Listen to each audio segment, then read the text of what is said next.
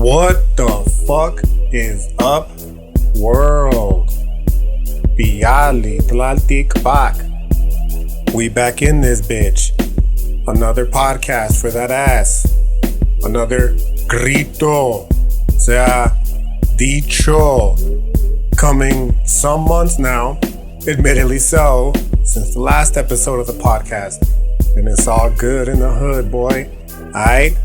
I will inevitably, I'm going to get more consistent with this shit. I promise you. It's just this semester been semestering, dog. And I mean that in mostly the best of ways possible, but also, like not always the best ways possible, but that's life. C'est la vie, homie. It is what it is. You know what I mean? We keep fucking low riding through Turtle Island, regardless of the undulations of the, Sipakli as we're going through it, right? So yeah, unfortunately, part of that has entailed that my podcast game has suffered because of just how busy it is. As I mentioned before, your boy's a road scholar, which means I'll be driving back and forth like a motherfucker, dog. This semester, for instance, I put in weekly about 600 miles on the road every week, right? Then I was driving back and forth between Las Cruces and El Paso every day on a daily. And then, still doing like other shit, like personal life shit, driving around. So yeah, it's a lot of driving on my behalf, and I'm not complaining. I'm not tripping. I'm thankful for this life that I got, dog. You know what I'm saying? I'm thankful for the opportunity to be able to do so. But I am also saying that because of that, I really haven't had the opportunity to sit down and fucking just podcast, bro, because, it's a lot in between the work and, everything else. Like, yeah, I just unfortunately haven't had which I guess is an excuse. To be fair, is also an excuse because, if I really wanted it, dog, I could have done so. You know what I'm saying? But I also like to sleep, and I don't want to be up fucking 20 hours a day. But that's probably why I'm at where I'm at. And you know what? Whatever, dog. I ain't with that toxic hustle bullshit. I like to low ride. You know what I mean? I like to just observe, let the shit unfold and just watch it, and then collect the thoughts. And then when I get a chance, sit down and share them with the world, right? So if you're still listening to this, suffice to say, I really do appreciate the fuck out of it because, again, as I mentioned before, I know how this podcast shit works, dog. You know what I'm saying? But I ain't tripping because this is my passion project, dog. At the end of the day, fuck capitalism, for real though, right? I ain't gonna let capitalism strip the joy out of everything in life. I do this for fucking fun, dog. I do this because it's nice to come on this bitch and, share my thoughts with the world and reciprocate, or rather find people that reciprocate with it and, converse with them about, life and the shit that I got thinking about and going on. You know what I'm saying? So, yeah, this whole idea, like, you got to bump the podcast numbers up, bro. You got to fucking try to monetize that shit, man. Fuck that. Right? I'm here to fucking speak my truth to power, if you will, to use that played out term. But I like it. So fuck it. You know what I mean? And hopefully that what I'm saying you like and you fuck with it too. And that, we just keep low riding through Turtle Island together until the wheels fall off this bitch. And then when they do, slap them right back on and keep fucking rolling, dog. Right? So, yeah, all that to say, it's good to be back. I'm happy to be back. I hope you all been good since the time that I've been off, right? And let's just get into it, dog, because I got a fuckload that I want to talk about today. A lot, right? I got to make up for lost time. There's no such thing as lost time. I got to make up for time that I hadn't been on the podcast, though, for sure. You know what I mean? I don't got to do shit. I want to. You know what I'm saying? And I hope that you want to stick around till the very end. And if you don't, I completely understand. You know what I'm saying? So, yeah. I guess the best way to start is, like always, with the formalities. First of all, if you haven't already, follow your boy, OG_. Is it underscore? Damn. Yeah, it is underscore. I'm tripping. OG_ice_nice13 on the gram. Yeah, I'm pretty sure that's what it is. I'm having difficulties because I'm trying my best to get on Twitter, or X, whatever the fuck. You know what I'm saying? But it's just, I'm so old. I'm such an old head, dog, that Instagram has its fucking death grip on me. You know what I'm saying? So yeah, Insta is OG_ice_nice13, but on X as well, I think it's OG__ because I locked myself out of my old Twitter account and I can't remember my password. So that one is OG__ice_nice13, right? So yeah, if you want to follow along your boy, I do post there more consistently than on this podcast than I have been recently, right? So if you're like, I wonder what this motherfucker's up to, hit me up on the fucking socials and you can find out, right? I also want to give a shout out to So many people, dog. So many people. You know, I didn't even write the list down. My bad, dog. You know what I'm saying? It's not because I don't care. It's not because you're unimportant. It's because I just, you know, I've been blessed in the sense that the people that fuck with this podcast, dog, they fuck with it. And I fuck with you in return. You know what I'm saying? And I'm sorry that sometimes I do like take a long time to respond and sometimes even forget. You know what I mean? But please, like, let it be known that your words of encouragement are always greatly appreciated. You know what I'm saying? Especially when you actually you engage with the shit that I'm talking about, dog, because that really, more than anything, makes it known that I'm not just speaking out to the abyss, which, as I've mentioned before, I would, right? But the fact that there is, you know, other people's on the other end receiving this and engaging with it it really means a lot, dog. You know what I mean? So shout out to each and every single one of you motherfuckers that's listening to this, bro. For reals. I really do appreciate it. Okay. And yeah, I guess with that in mind, let's just go ahead and get into it, dog. I want to start first with some horror movies. Okay. Actually, I'm only going to talk about one because realistically, I got a lot, man, that I want to talk about today. Right. So I want to get through the movie part, and then the conspiratorial part is actually going to be intertwined with what it is that I'm going to talk about today. Marcusean philosophy, right? And the election and all that kind of shit. But we'll cross that bridge when we get there, right? For now, I'm actually recording this post Thanksgiving. So it's Christmas time, right? So you already know the vibes, dog. When it comes to Christmas, actually, honestly, I really fucks heavily with horror Christmas movies, Christmas horror movies, I should state more appropriately. That's literally one of my favorite genres. And it's funny because I've never really cared much for Christmas. You know what I'm saying? Mostly because I grew up fucking in poverty and I was a bad, fucking terrible, brainwashed capitalist swine as a child. And I associated Christmas with fucking presents. You know what I mean? Which, as a single mom, she had a difficult time coming across. You know what I'm saying? So that's fucked up on my end to ever, you know, held my mom to that standard. But now as an adult, I'm like, man, that's fucked up. I was such a piece of shit kid. You know what I'm saying? To not understand and appreciate the little bit that we did have, right? Especially for my grandparents, because they always came through clutch, bro. Right? With the solos, the dickies, all the shit that you see these hipsters on Instagram wearing nowadays have no idea how the fucking plight came to be, right? And of course the tamales, dog. Always abuelita hooking it up with something to unwrap on the holidays, right? So yeah, just because, you know, the poverty stain, the shame of growing up in poverty, if you will. I never really fucking enjoyed Christmas much, right? But as I've gotten older, I've learned to appreciate it a lot more. Not for the holiday itself, like it is what it is. You know what I'm saying? But more directly for the opportunity that I have to spend time with family. You know what I'm saying? I'm Thanksgiving, Christmas, all those, it's all intertwined with one. And it's got nothing to do with Christianity or indigenous Holocaust anymore. It's got to do with just taking the time to appreciate having the ability to spend time with my family and loved ones for another year, which I'm sure is a sentiment that many people can relate to, right? So yeah, because of that, your boy's got a little bit of the fucking Yuletide spirit injected into me, right? As the years have gone by. And part of that has entailed really learning to appreciate Christmas horror movies, dog. Like, I'm still not at the point, dog, where my inner child can fucking, you know, watch a movie like The Santa Claus and, you know, feel the Yuletide pleasure, because that's just not who I am. I'm just not that person. You know what I mean? For one. And for two, it's just like, I didn't grow up with that shit. So, like, I literally never watched The Santa Claus until I was an adult. You know what I'm saying? So it doesn't resonate with me, like, in the ways that I'm sure it resonates with other people's. But horror movies are a different story.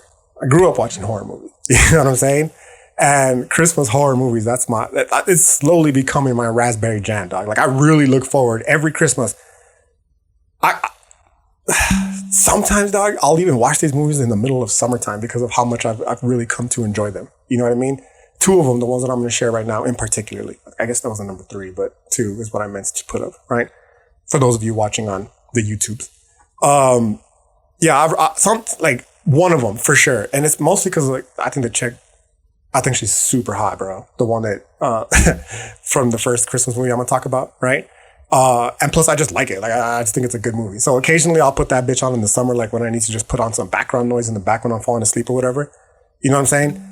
But the second one, I only watched this one, and it's only been like 4 years now, 3-4 years that I started doing so. But I look forward every Christmas to watching this movie, dog, and I want to share it with you all now. So I'll start with that one first because it's the one that I just finished talking about for one, and it's the one that I only watch once a year. It's actually got William Shatner in it, dog, which I still to this day think that shit's hilarious that he's in it. He doesn't play like a giant role, but he plays a big enough role in the movie where it's like, it just, every time it comes up, it's like, it's jarring in the funniest of ways because, you know, it's William Shatner, dog. What the fuck is he doing in a Christmas horror movie? You know what I'm saying? But it's actually called A Christmas Horror Story. That's the one, like, I look forward to that shit every year. I'll only watch it during Christmas time, and I'll put that bitch on repeat during this time of the season, bro. Because of just how great it is. It's actually an anthology horror movie for those of you who've never watched it. So it's got like 4 stories that are playing on in one, you know, right? And it's beautifully done, dog. The first one is like, I'm not going to spoil it for you. I want you to go watch it. You know what I'm saying? That way we can relate to this shit. But one of the stories is about a Santa Claus that's, you know, fighting zombie elves. Another story is about Krampus. Another story is about a fucking elf in the woods. And then there's a fourth one, dog, but I can't remember off the top of my head. I just saw this bitch like the other day, and I can't remember off the top of my head, but highly recommend. Oh, I remember now. It's forgettable because it's not necessarily the best one. It's kind of like a throw for me personally. Maybe you'll like it, right? But it's a story about these kids who get caught up in a fucking abandoned high school, and you know, shit goes down, right? And it's not bad. It's not bad, but just compared to the other 3, me personally, I didn't particularly find it as dope, I guess, as the other 3, right? And the second one, dog, and this is the one that I'm telling you, sometimes I'll throw this bitch on like in the middle of July, right? Because for one, I like the movie, but also because I think the chick is hot, the one that acts in it. Christmas, Bloody Christmas. And that movie, dog, I'm telling you, it's very niche, I guess is the best way to put it, in the best way possible, right? Like that genre of movie, that genre of horror movie in general, it appeals to a very specific crowd, right? It appeals to the crowd of people that like death metal and horror movie, the combination thereof, right? And I guess you can also intertwine like conspiracy theories and, you know, just Alex Jones type shit, you know what I'm saying? Because there's so many more movies like it that have that same, you know, formula. And your boy, I'm just a fucking sucker for those horror movies, dog. I just, whatever it is about those horror movies, I don't care how shitty they are. I will sit there and watch them because they're just, it speaks to my core, dog, is I guess the best way to put it. You know what I'm saying? But this one's actually really good, right? The soundtrack is really good. The acting is really good. The story is really good. It's about a fucking, a government. So the government creates these robots, you know, to be, you know, agents in, you know, in war or whatever, but they flip it and they start selling them as Santa Claus, right? Because the technology, I should state, was created to create like super soldiers in war. So they took that technology basically and they put it into a robot Santa Claus. And then somewhere along the movie, like the fucking, the hardware, the software rather, activates into its default setting. So it goes from being this Merry Yuletide Santa to a murderous robot. It's a gore fest ensues. Like it's a fucking Christmas horror movie, dog. What do you want me to tell you? You know what I'm saying? And yeah, this one is dope for a variety of reasons. But one thing that it always like stuck with me, like that I gotta be very careful with how I put this. I guess I should qualify by stating first and foremost that even for a horror movie, I guess, content warning, dog, like it does have murder of, you know, children, right? Which sounds terrible. That I know it sounds fucking awful, but just hear me out, okay? I didn't see that shit and be like, oh, hell yeah. You know what I'm saying? I saw it and I respected the artistic choice to do that, right? Because oftentimes in horror movies, especially nowadays, you'll find that a lot of the political correctness has it's inserted itself into the genre, is what I'm trying to state, right? The best example I can give you of this is when the second It movie came out. I guess when the first It movie came out, a lot of gay people apparently really, really liked the movie, right? Which, why wouldn't they? It's a fucking awesome movie. But I guess it became part of like, I don't know. The gay community really fucked with it, okay? Is what I'm trying to state. And I guess they were excited like everyone else on the fucking planet. I know me personally. It was awful, by the way. Awful, awful, awful. The second It movie, the remake, oh God, it was so trash, right? Me personally, I fucking hate horror movies that use CGI as their graphics. It tears the spirit away from horror movies when they do that, in my personal opinion. Which is why the original It will always be fucking superior, because there was no CGI, dog. It was straight up, real actors and real props and aesthetics, and it's just so much better. And the second one really just tried to focus, the second It remake, really try to like lay it on with the CGI, and it was just terrible, right? Anyways, and going back to the gay community, when they saw that, the second movie, for those of you who haven't seen it, in the very first scene, a gay guy dies, right? And the gay community lost their shit in response to it, because, well, it's going to soon be Trump's America again, so who knows how this political correctness will go, okay? But you know the vibes, dog. You know what it is, okay? So the movie got attacked for apparently being homophobic, for killing a gay person, and it got attacked because they thought it was an ally to the queer community, and how dare he kill a gay person, which, all right, I get. You know what I'm saying? Like, but at the same time, it's like, well, that's inclusivity, is it not? Like, you say you want to be represented in movies. This is a horror movie. What the fuck did you think was going to happen? Like, you know what I mean? You're being represented, and it's still not good enough for you. Like, I don't get it. First and foremost, okay. Second of all, how is that homophobic? That he didn't target the gay person. They didn't kill him because they were gay. They just, again, so what happens is the gay people are getting, bullied. Like most people in the fucking It movies, the children get bullied, right? By their parents, by their friends. It's just like the theme in the movie, right? And in their attempt to avoid the getting bullied, they run down towards the tunnels, which obviously was not a good idea, right? And that's where one gets killed, right? So the gay community, like, they lost their mind. It's just like, oh man, like, I think you kind of missed the point there, right? That's me personally. What do I know? I'm just a cisgender, chauvinistic piece of shit, straight motherfucker, right? So like the most boring, I guess, person, type of people's on the planet, right? According to these social justice types.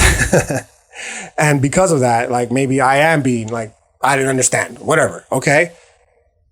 But what I'm trying to say is like, no, I did understand. And I'm telling you, as someone who really, really appreciates horror movies, that it's not, I don't think you were being targeted because you were gay. I think that you were being included into the world of horror movies by having one of the gay peoples in the movie be murdered, because that's what a fucking horror movie is. It's the fear, the death, right? People die. That's what's happening. Okay. So when it comes to this bloody Christmas one, that's why I'm like, oh, okay. Like, it's not tough to watch. They don't show it happening, but it's implied, right? It's implied that, yeah, the Santa Claus kills the children, which is like, fuck, that's bold. That's a bold thing to do in a movie. You know what I mean? Especially a Christmas movie. And I appreciated it for a lot of reasons. The first of which being like, they're not pulling punches, dog. They're not fucking with this, oh, we can't do that. We got to be politically correct shit. But also, and I'm going to be honest with you, the reason why I really fucked with it is because, dog, we grew up watching horror movies, okay? Especially like my family and I. When it was holiday times, we would watch horror movies, dog. But really, really, really, really, like my brother and I, we would really, really watch horror movies together since childhood.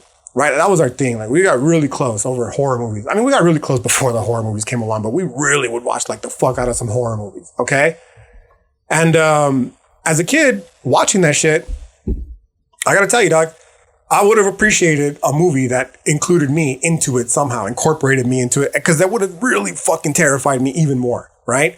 Honestly, the movies that scared me the most were the ones that targeted kids for that very reason. You know what I'm saying? Like It. Oh, the first time I saw the first It movies, I couldn't sleep, dog. Fucking forget about it. You know what I mean? Because that's what he was targeting. He was targeting kids too. You know what I'm saying? So, and then especially like during Christmas time, you interlace those two together, and it's like, oh, dog, like it's the recipe for a perfect. I don't know. I just cannot speak enough about how amazing this bloody Christmas movie is. You can find it on Shudder. For those of you all who want to, watch it, I would highly encourage you to do so. For those of you that don't, what is what it is. I get it. Okay. Christmas horror movies aren't for everybody. Yeah, that's the movie part of the fucking podcast for today, dog. All right, now let's get to the main course, dog. And I'm going to talk about the conspiracy theory intermixed with the philosophy that I wanted to discuss today. All right. And that's because the fact of the matter is the two are just inseparable. Now, as I mentioned, I am recording this on the heels of Thanksgiving. So obviously the 2024 election has already passed. However, when I first sat down to start writing this bitch, it took me a long time to write, dog, because again, how little time did I have to do so? You know what I'm saying? Not little, like, it's not like I banged it out like in an hour, like, oh, fuck, here we go. Right. But I'm saying, it was such a beautiful, my semester's not over yet. I still got 2 weeks left. But the time that I have had during this semester to sit down and actually like read and write, oh my God, it's been so precious. Little time, but so precious, right? So I've been working on this bitch for about a month. I started working on it before the election and I didn't finish until maybe like 2 weeks ago, right? And then now I'm barely having the chance to sit down and fucking podcast about it.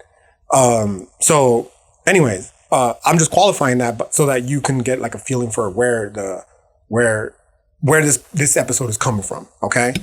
So, the reason why, I guess the best way to get started with this, I should state, is that I keep qualifying it like when I started it and about the conspiracy theory is because prior to the election, I'm sure you probably still have election fatigue, as I know I do for sure. Right. But, obviously it was a very charged time. People were very unsure of what was going to happen. People like myself, for sure, were very worried if another potential election rigging, what I believe for sure to be a rigging. Other people could disagree, whatever. It is what it is. Me personally, I did think that the 2020 election was very suspicious. Okay. But, and by the way, please don't take that to believe that I am somehow or some way a Trump supporter, because I'm not. I do not care. If you fuck with this podcast, you should know this. But just to be explicitly clear, I don't give a fuck about the left-right paradigm of this country, right? Neither left nor right. We from the bottom, bitch, and we coming up, okay? The easy LN. That's the mantra, okay? However, if the name of the game is democracy, I understand that you have to actually, you have to respect the democratic process. If you ask me, it's very clear that there is no democracy in this country. We live in a fucking plutarchy, right? Where the capitalists run this bitch, okay? However, most people still aren't ready for that conversation, unfortunately, which is why your boy is here to continue spreading the philosophy that I'm going to be spreading today. But that's besides the point, right? Stay woke, fam. For now, the point is this. Many people do believe that we live in a democracy. So if we're going to go under that delusion, you have to fucking follow through with what a democracy represents. And in that case, it is the will of the people. So when I state that I feel as though the 2020 election was rigged, it's because I believe from a democratic perspective, the will of the people was not served. It was the will of the corporate class, which for me personally, I have no problem admitting. Because again, I'm not a Marxist, doc. Please stop saying that. Okay. Please stop accusing me of that. I'm not a commie. European thought, it has no bearing at all in my life, as little as possible. Okay. Whatever the fuck European peoples, Marx in this particular case, and Engels thought of communalism, indigenous peoples on this land, on fucking Turtle Island, Anáhuac, right? Seminal, we've had that shit hundreds of thousands of years before they came here, right? So it's not Marxism, dog. It's something different. It's definitely collectivism, though, right?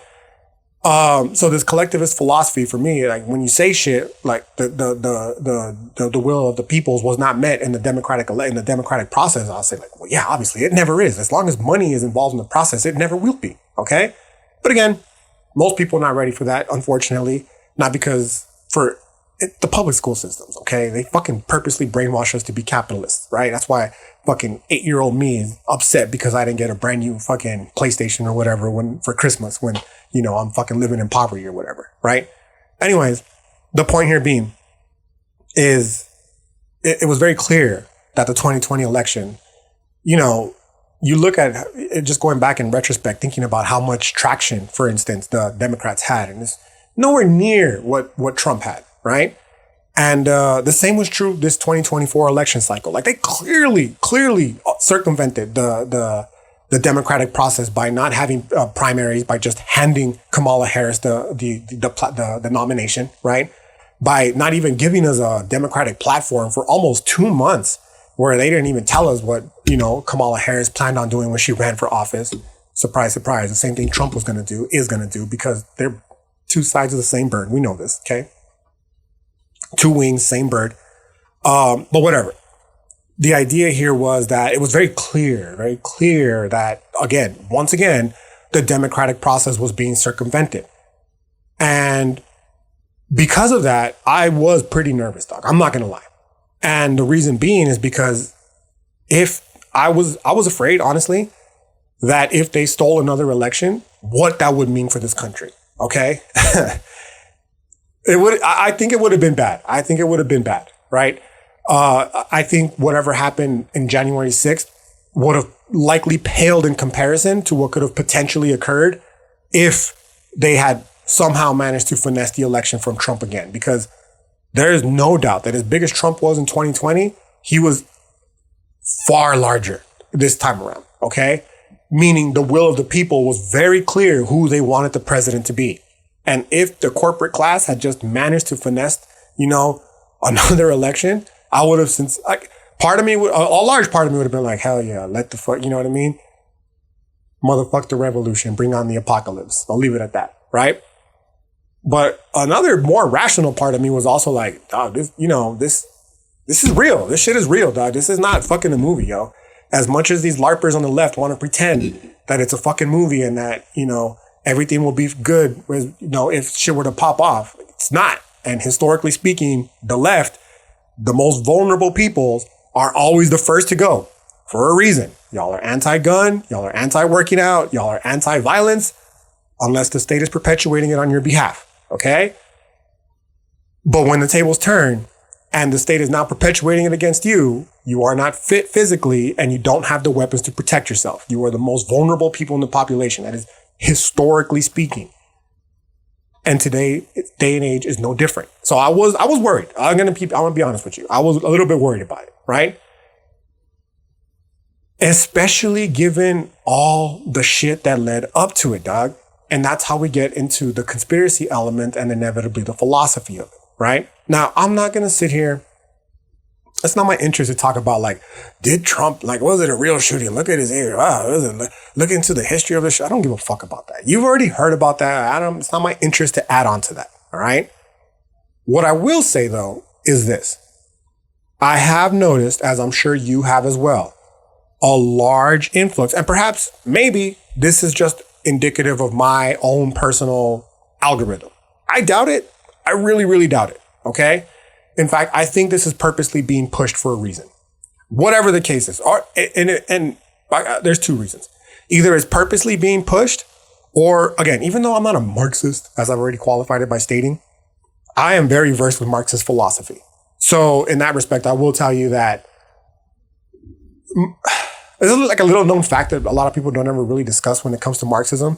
But one of the reasons Marx hated capitalism is because he felt it always led to hatred of Jewish people. For whatever reason, okay? And you could look that up. I'm not just fucking making this shit up, but you could look it up. That's a fact, all right? So in that respect, the second reason would be is because, maybe like the powers that be are pushing this right-wing authoritarian propaganda. Maybe it's a result of my algorithm. Or maybe because from a dialectical materialist perspective, how dire the material conditions are currently right now. Gas is expensive. Food is expensive. Everyday life is fucking expensive. Americans can't afford it. We can't afford it anymore. It's fucking at the breaking point, right? Which is why a lot of people, I believe, shifted to the right, because there is no way that they were going to vote for another 4 years of this economic, Bidenomics to continue with so much fucking... It's hard out there for a pimp right now, all over the United States of America. Okay. And I just didn't see it unfolding in any other way than people voting for what they would potentially perceive to be as some sort of economic relief, which maybe, because if the previous Trump administration is any indication, probably, right? Whatever the case, the reason I state that is because, again, historically speaking, when material conditions are bad, when the economy is bad, people start to question why. What the fuck is going on? Okay? And when people start doing that, and this is where that whole Marxist part comes into play about him being worried about capitalism, consistently blaming Jewish people, that's where the attention inevitably goes to, right? Again, I'm not making assumptions or assertions as to why. I'm just stating that that's what Marx says, and that's what I feel is happening right now, right? What is it? The old stating that the anti-Semitism will continue until material conditions improve, essentially, right?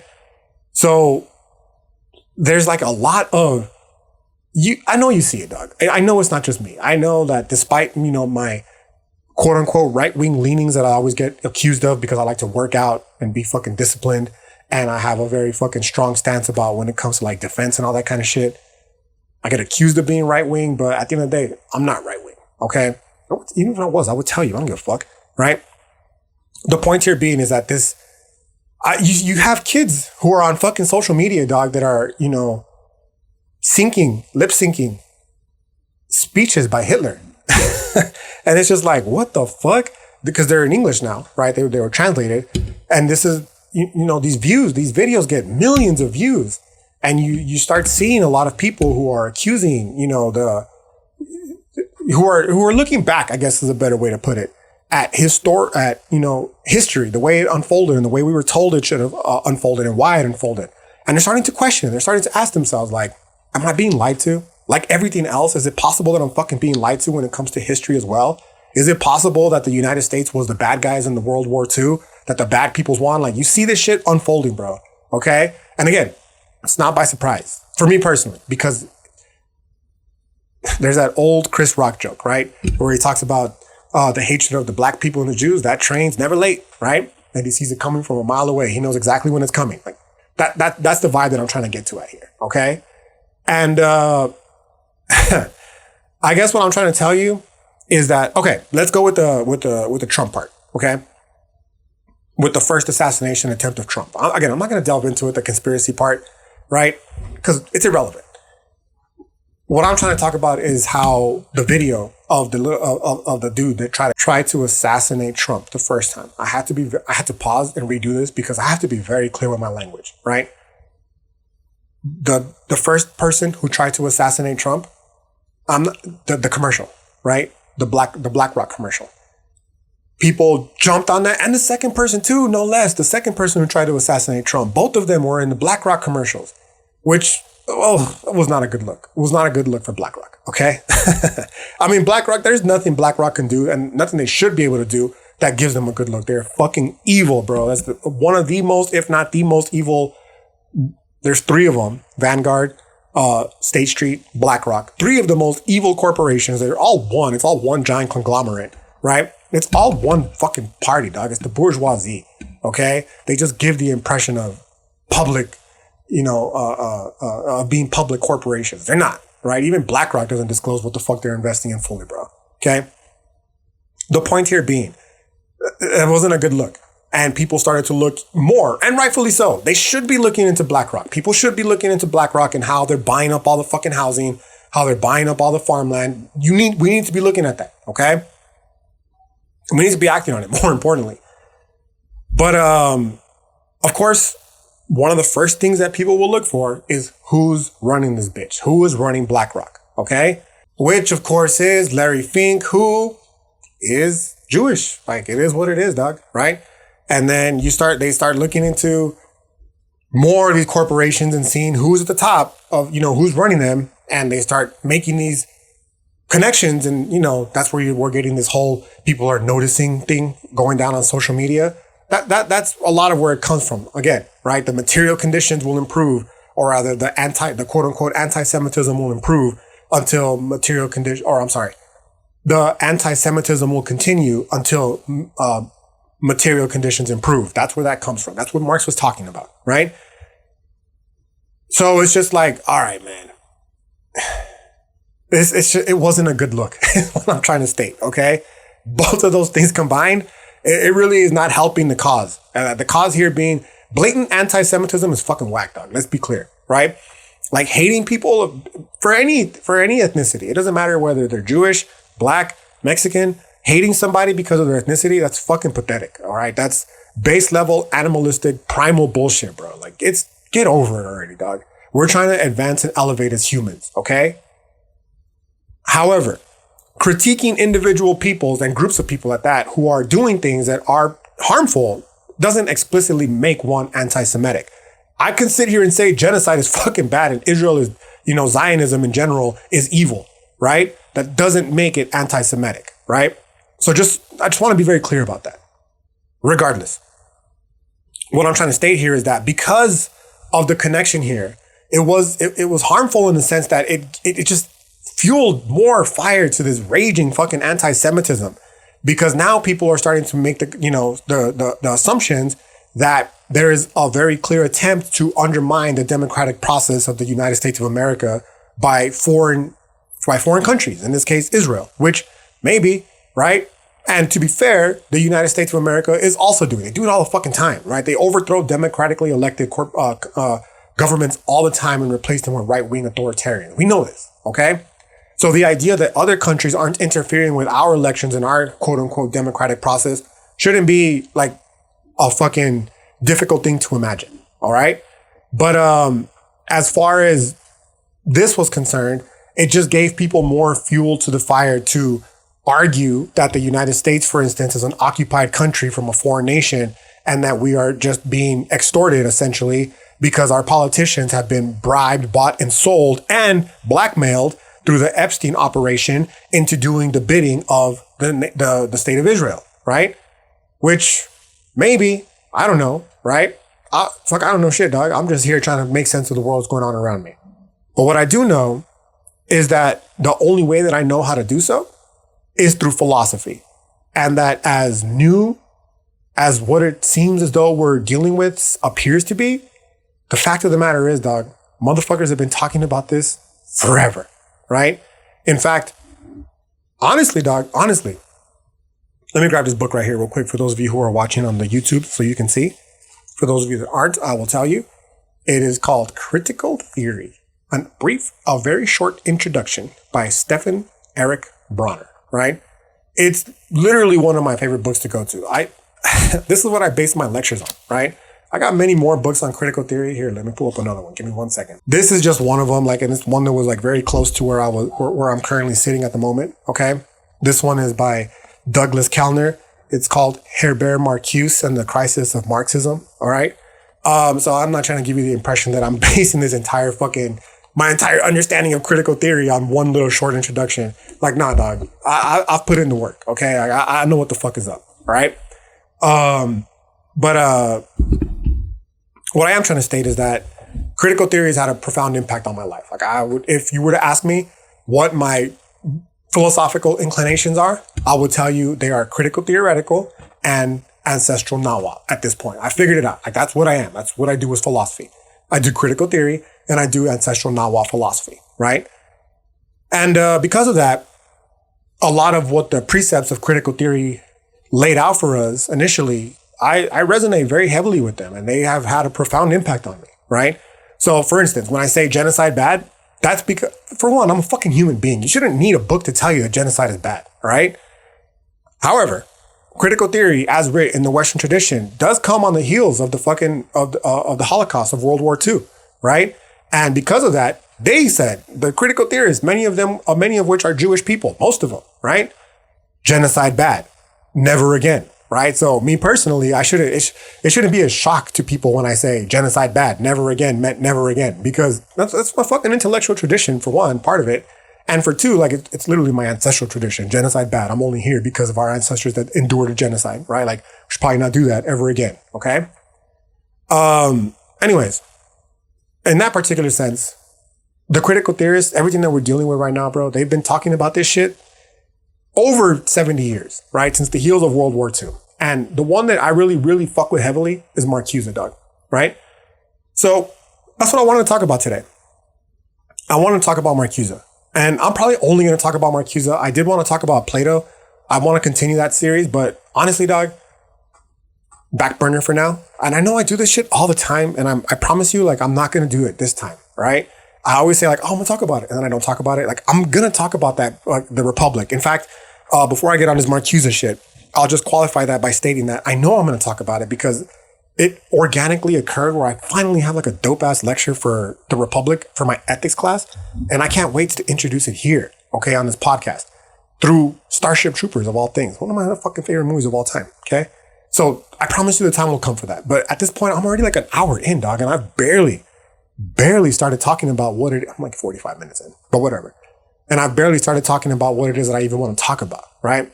So I'm going to put aside the Republic for today and focus instead on only the first 4 pages of a 16-page article that was written by Herbert Marcuse entitled Repressive Tolerance. Okay.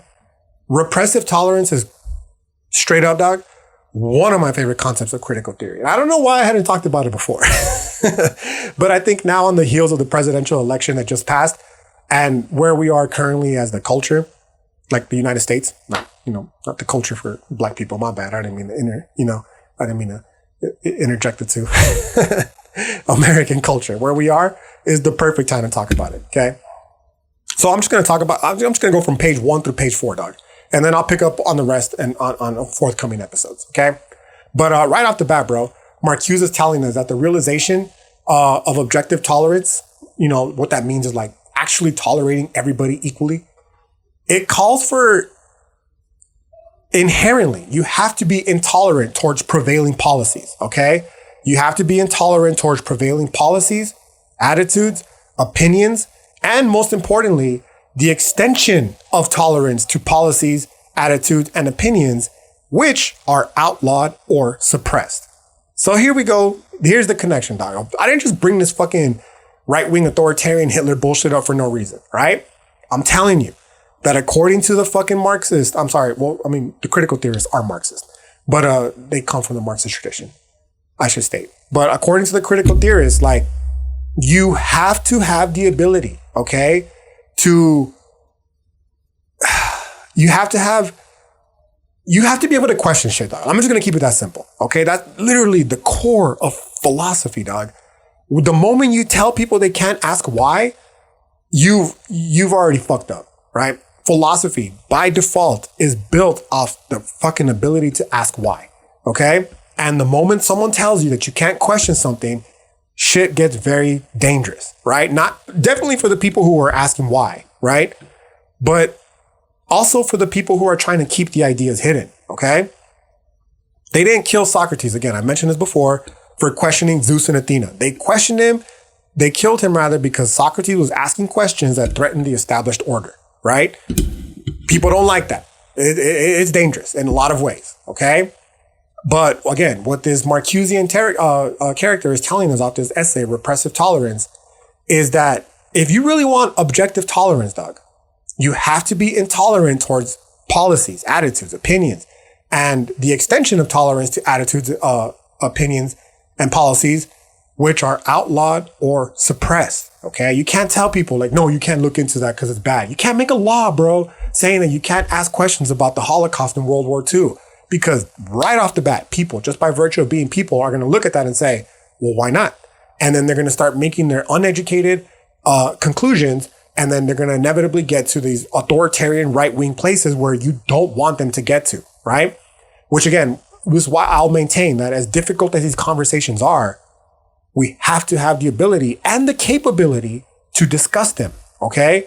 You have to be an adult, bro. Like, we don't fucking live in a fantasy land. We live in the real world, and the real world is terrifying. The real world is complex, and you have to have the ability to navigate it accordingly, right? You can't just stick your fucking little head in the dirt and pretend this shit doesn't exist and hope that it goes away. That's not how life works, right? Now, it's interesting, again, that this is one of the central themes of critical theory.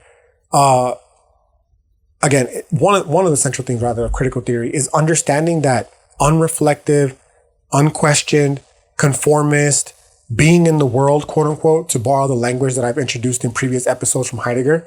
Again, that generally ends in authoritarian right-wing institutions. And because of that, we have to consistently challenge people to think critically and engage critically with the world that we're living in, right? Because not doing so has very real, very dangerous implications. This, of course, introduces the intolerance paradox, dog, right? But more importantly, again, it anticipates the current trends on social media that I'm talking about. The intolerance paradox, it just simply tells us that if you are tolerant of intolerant people, eventually the intolerant people will come to power. And because they're intolerant, they will silence the people who are tolerant. And because of that, you will no longer be able to have tolerance. It'll be intolerance, right? Anyways, again, there's plenty of ways to read the current state of affairs that we're enmeshed in, dog. And this is just one of them, all right? To that end, however, again, it should come as no surprise to the critical theorists for sure that there is a renewed interest in the ideas of Hitler that are gaining traction. Like, again, the moment you tell people they can't fucking look into this shit, the moment you make it a law, you codify it into law to question it. Damn, dog. It's completely antithetical to what you were, like what the aims and the best interests were, right? Now, I'm not stating that it's cool for people to go out there being like Holocaust deniers. Like, no, that's not what I'm stating, dog. I'm stating that you have to fucking give people the correct information.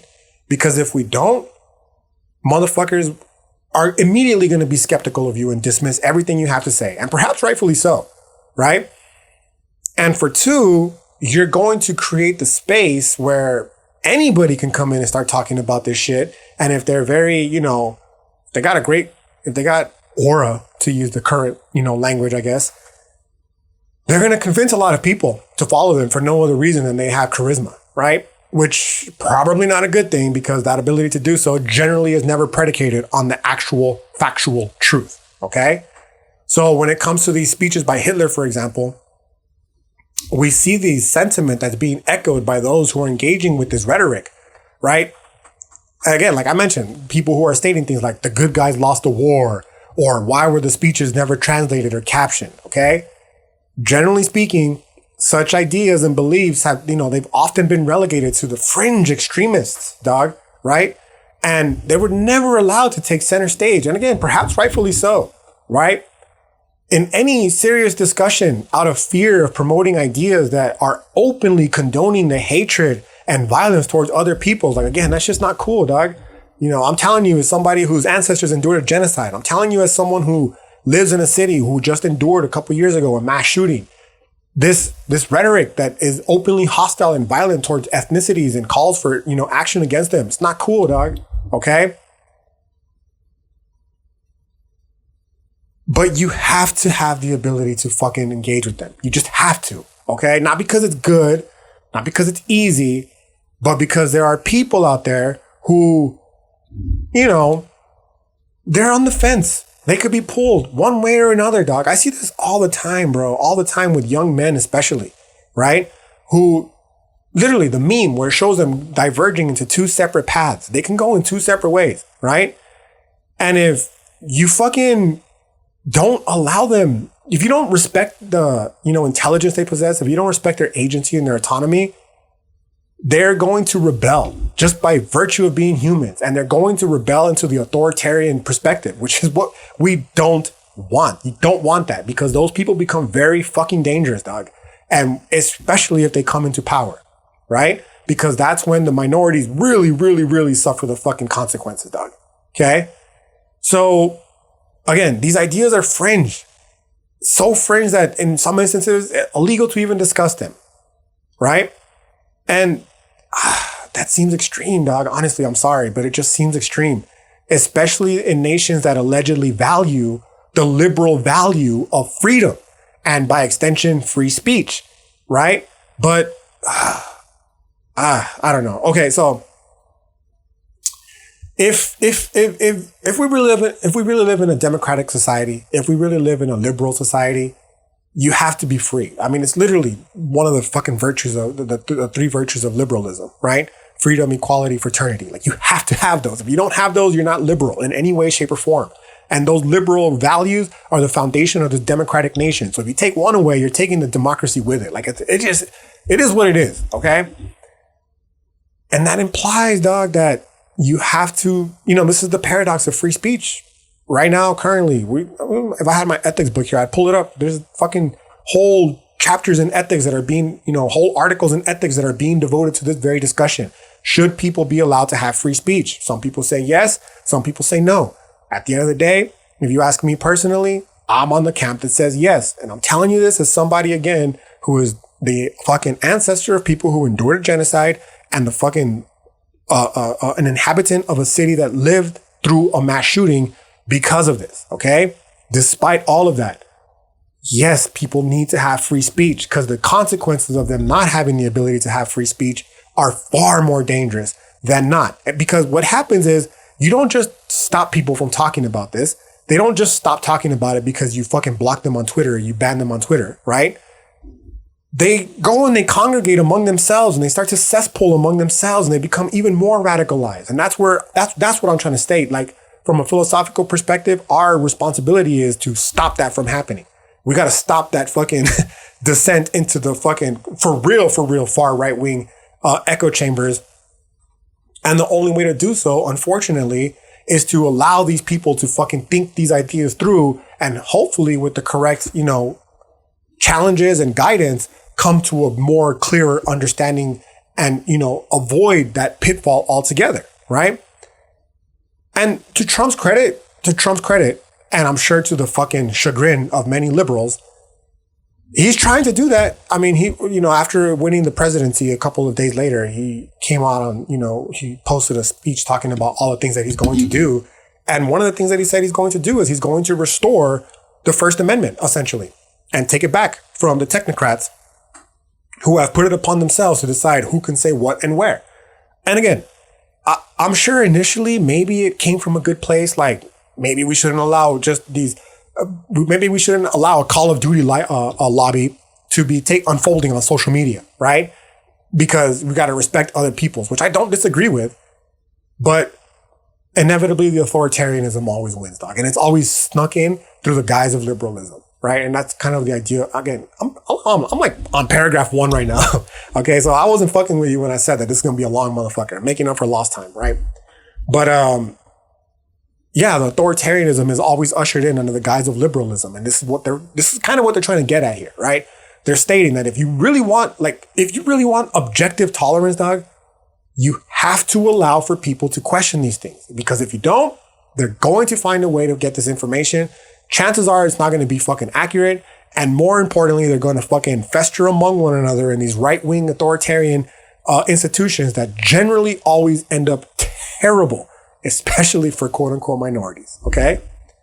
So again, how this pertains to this Marcusean essay, what I just talked about, is that if he's correct, he is telling us right from the get-go, dog, that the notion of tolerance is, even in its most effective manifestations, serving the cause of oppression. Okay? I got to keep emphasizing, dog, we're talking about the fringe minorities here, right?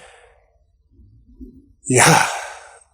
I call them fake woke social justice warriors all the time for a reason, dog. These motherfuckers really, I just envision every time I state it, you've all seen the meme, the smug, European American, they, them, I don't know. I'm not going to misgender them. Liberal, right? With that, fucking shit-eating grin on their face. And then the next one, like yelling. That's who I envision. Okay. And I'm sure like deep down in their mind, deep down in their soul, maybe even, they honestly think that they're doing the right thing. They're not. They're not coming from a good place. Okay. But I don't doubt that they believe that they are. Right. And this is what it's talking about. Okay. You think that you're making a good change in the world, but you're actually doing the exact opposite. And to be fair, in the wake of the Trump election, seeing the fucking responses from these progressive liberals, I know for a fact I am not far off, right? When you saw them saying that Muslims and brown people should be deported for voting for Trump and how they can't wait to go back to Starbucks because fuck people for voting for Donald Trump, right? Like, or not voting for Kamala. Like, oh, these people are so evil and backwards, bro. But again, different conversation for another day. As far as this Marcusean essay is concerned, before I continue, Doc, I want to be explicitly clear that what I'm suggesting here. Okay, I am not in any way advocating for people to take up Hitler or the Nazi or Hitler's or the Nazis' cause. Fuck no. Like that's That's stupid. That's not what I'm suggesting. Okay. I'm suggesting two entirely different things. First, I'm stating that regardless of our own personal beliefs and how unquestionably dangerous ideas can be, they should not be given the Voldemort treatment, dog. Because the moment you tell people not to, you've given it more power than it possibly ever could have had, right? And then when you criminalize it, no less, dog, like, come on, bro. Like, you're doing the exact. So I'm telling you, like, these progressive liberals, they think they're doing good, but they're not, dog. They're doing harm. They're fucking useful idiots for the ruling class. They're right-wing authoritarians in disguise, dog. They're right-wing authoritarians who have the fucking gumption to believe otherwise. That's it. That's what they're doing, okay? You're just emboldening motherfuckers, okay? And you're giving credence to the ideas that, you're giving credence to the belief that there's perhaps more to the idea than ever truly was. Like, you see these motherfuckers trying to be Hitler apologists, maybe like, oh, maybe Hitler was right. I think you're giving too much credence to this guy, dog. I think more likely is that Hitler was a piece of shit who really wanted to kill people. And now in retrospect, because we're looking at it through a lens of historicity, we're looking at it and being like, oh, maybe let's listen to why it is that he wanted to kill people. Like, no, dude, like, that's not what we're trying to do here, okay? There is never a justification for genocide in any way, shape, or form. And when you tell people that, they can't question this, you give credence to the idea of otherwise. Like, maybe there was justification for this. No, dude, you're doing the exact, this is what the essay is trying to tell us. Like, you're doing the exact opposite of what you're supposed to be doing, okay? Which brings us to the second part of what I'm explicitly trying to do with this episode and the forthcoming episodes on it. And that is that, I'm suggesting that these motherfuckers know how dangerous these ideas are on the one hand, and, how protected, for instance, the Jewry is, like the Jewish population, because of them on the other. And because of that, because of both of those things, they've completely hijacked the Jewish identity in an effort to achieve their means, right? Like, you see this argument being put forth by a lot of Jewish people on social media, dog. Like, they're looking at Zionism, for instance, and they're saying, dude, please do not associate me with that. That shit is fucking evil. I have nothing to do with that. I've never been to Israel. I will never go to Israel. I do not believe in Jewish supremacy. Like, that shit is fucked up. I just want to be a person that lives like everybody else. And I respect the fuck out of those people, dog. I really do. I think that, a lot of people are suffering around the world, dog. And I'm not going to center one particular group over another. But there is no question that, Jewish people that really, really don't believe in, the whole notion of Jewish supremacy and that don't fuck with Zionism in any way. Like, those people are definitely part of it. Like, they're definitely suffering. And my heart goes out to them, dog, because it's, it's hard out there for a pimp. I can only imagine, right? And yet, because of how, protected and, this Jewish identity is, you have these wolves that come along in sheep's clothing, dog. Like, they see that and they're like, oh, I'm just going to put on this fucking sheep's clothing. In this case being, a Jewish person, right? And I'm going to go out there and just fucking wreak havoc, dog. And if you accuse me of wreaking havoc, I'll accuse you of being anti-Semitic, because how dare you call me anti-Semitic? I'm clearly a fucking sheep, right? Even though they're not. They're fucking wolves, dog, in sheep's clothing. And that's where you see like these, very orthodox rabbis who are coming along and being like, dude, these motherfuckers aren't Jewish. They don't wear their I forget the name of the hat. My apologies, right? They don't wear the hat to show that there's a God above us. They don't follow any of the creeds of the rabbinical text. They're not living the actual religious faith of what is required of a Jewish person, right? And then they call them anti-Semitic, dog. That's fucking the wild part. You have the most ultra-Orthodox Jewish people, the ones who are actually living in accordance to the faith, and they're being accused of being anti-Semitic for not going through with the fucking with the Zionist project. And that's exactly what Marcuse is talking about, dog. He's saying that if you have to have the ability to question these things, because as soon as you don't, now those things like the Jewish identity that were once protected in order to ensure the livelihood of a small minority of people are going to be weaponized and used as an oppressive force, dog. Okay. Which brings us, back to the whole anti-Semitic thing. When you have the fucking government, dog, or rather the newspapers of the country of Israel telling you like it's not anti-Semitic to question what's happening in Palestine right now. Like, it's so obvious, bro. It's so obvious that, it being used, Judaism is being used as a Trojan horse to usher in this fucking genocide that's taking place essentially, right?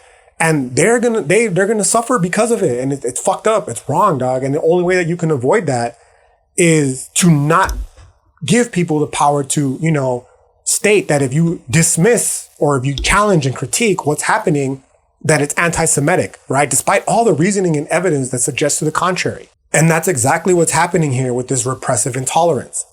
Genocide, again, dog, just as a human being, you should know this is bad. No matter how you make it, okay? The mass slaughter of innocent people, bro, it doesn't matter. Ethnicity, gender, sexual orientation, like those are humans, bro. And at the end of the day, I'm fucking team people, man. And there's no justification for killing needlessly en masse humans, bro. Like there's never a justification for that, right? It's bad, no matter how you try to make it, right? Again, the entire stated purpose of the critical theorists after World War II was to ensure that another genocide never occurred by arming the proletariat with the intellectual tools necessary to recognize them, right? Namely, by avoiding the aforementioned right-wing authoritarian institutions that facilitate them in the first place. Now, to be fair, it's more complex than this, no doubt, all right? And I'll break it down accordingly when the time comes. But for now, the point is that in an effort to be tolerant, we have allowed the authoritarianism to creep through and run the show. And that's what the critical theorist is telling us, point blank, that the authoritarian personality, it shows contempt for the outsider, okay? The authoritarian personality shows contempt for the new, for the outsider, and the different. They also highlight the penchant for violence of the right-wing authoritarian institutions, bro. And how these institutions will always plead for policies that foster tolerance because this enables them to ensure that their dominant order goes unchallenged. This is Marcuse talking about this, dog, in the 1960s, okay? This is not new. Like, I'm not telling you shit that's new, bro. These ideas have been fucking around for a long time, right? And again, that's quite clearly antithetical to what the aims are of a critical theorist. You don't want people to be able to entrench themselves in power where they can't be fucking unwedged from it because of, alleged progressive liberal value. Like, no, dude, that's dangerous, right? Because it always ends in fucking right-wing authoritarianism. It is the task. It is the duty of the intellectual to recall and preserve, Marcuse tells us, historical possibilities, which seem to have become utopian possibilities, right? To break the concreteness of oppression in order to open the mental space in which this society can be recognized as what it is and what it does, right? He's telling us, bro, like, it's our job as the quote unquote intellectual class we got to challenge this. It's on us to challenge this because, most people, they're trying to put food on the table, bro. It's hard out there for a pimp. They're working. They don't got time to be doing this kind of shit, right? So the onus is on us to be able to do this and be like, yo, genocide bad, right? I know, historically speaking, the Jewish people have endured a lot, but that doesn't give them a pass to be able to do this. It's not good. This is simply not possible with repressive tolerance, dog, because it asks us to extend tolerance towards policies, conditions, and modes of behavior, which should not be, they should not be tolerated, dog, because they are impeding, if not destroying, the chances of creating an existence without fear and misery. This is Herbert Marcuse's words, dog, okay? And he's basically trying to tell us a better world is possible, homie. It's that simple, okay? A better world is possible. And anyone that says otherwise is at best a fucking defeatist piece of shit turd individualists who, perpetuates the very essence of this diseased Western world that I've talked about, this individualist nihilism, right? That doesn't give a fuck about anything or anyone else because as soon as they die, they cease to exist, and who gives a fuck because this is terrible and suffering and I'm going to fucking do what I got to do in order to just live my life. Fuck everybody else, right? No, not right. Wrong. Terribly wrong. Terribly, terribly, terribly wrong. Okay? And this is why, the ancestral part that tells us like, no, dog, we're here for a reason. We come here for a reason. Remember your reason, act on your reason, plant the better seeds for a better future. Like this shit is possible, dog. Okay? So that's like, that's the best case scenario, right? That's the best case scenario. And the worst case scenario, dog, is again, the best case scenario here being is that that's what we get. Okay? this world that we're currently living in. And the worst case scenario, dog, and this is why I'm telling you, like, I really was afraid of this last election, bro. And I'm still, moving forward. Shit is it's not eased up. The global tension, it's like they really want us to go to global war. And it's just like, why, bro? Why? We don't want that. People around the world, we don't want that. Just the ruling class. Just the bourgeoisie, because they will make fucking money off of our death, dying, and suffering. It's that simple, right? Anyways. So at best, if what Marcuse is saying is right, what we get is the world that we're living in right now, which fucking sucks. It could be better, right?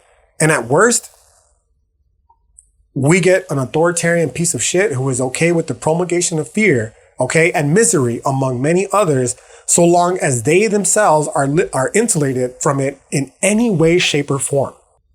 Now, to be fair to both possibilities, Marcuse does remind us that citizens have been miseducated by our governments to sustain these practices for the preservation of the status quo. That's what I'm always saying, dog. Stay woke, fam, right?